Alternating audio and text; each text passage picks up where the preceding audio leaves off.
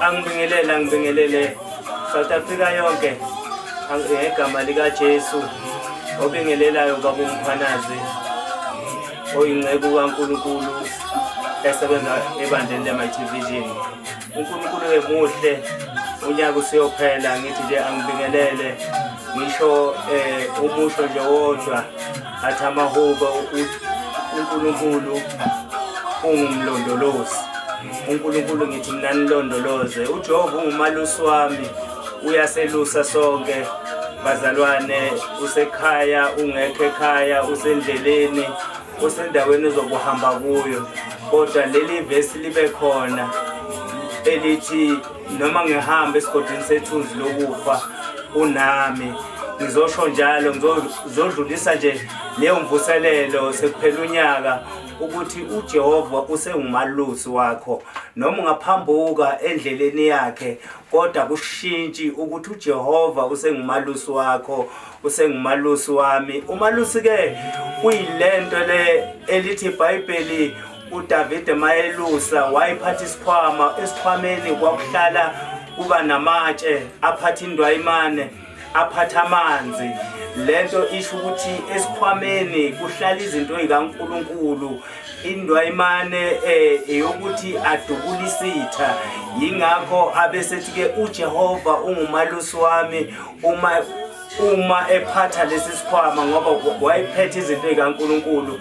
Qaphela ngomlomo wakho isikhwama esiwumlomo wakho ukuthi siphetheni. Namhlanje usuphela unyaka ngithi uNkulunkulu akanilonde nonke abe ngumalusi kini. uNkulunkulu umuhle ngezikhathi zonke. Amen.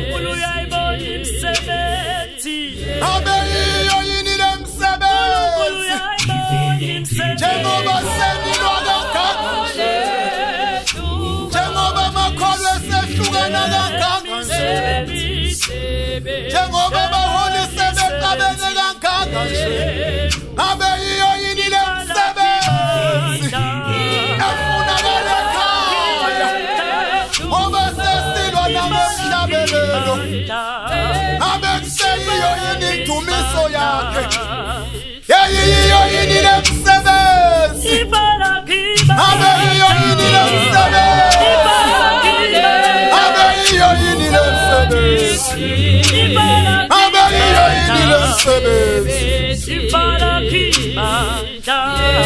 wathi ngemva kwalezo zinto uNkulunkulu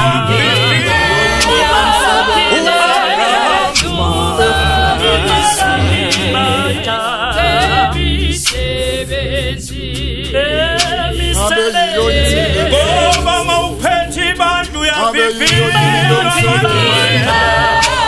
wathi ngemva kwalezo zinto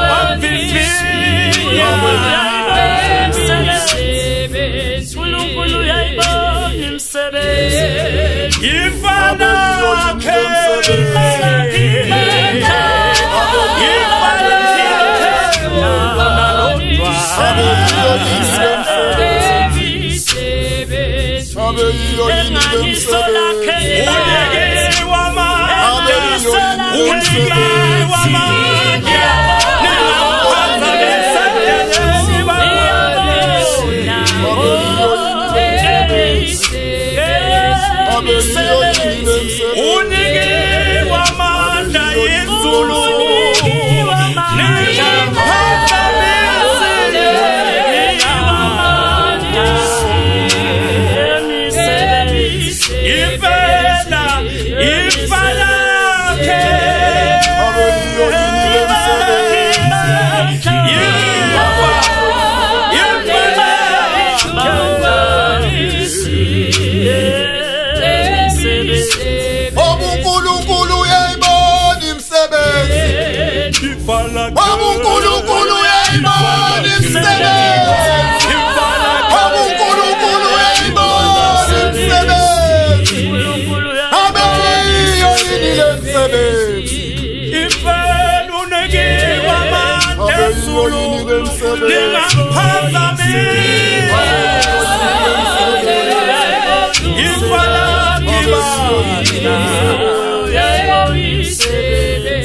Abe iyo yini emsebenzi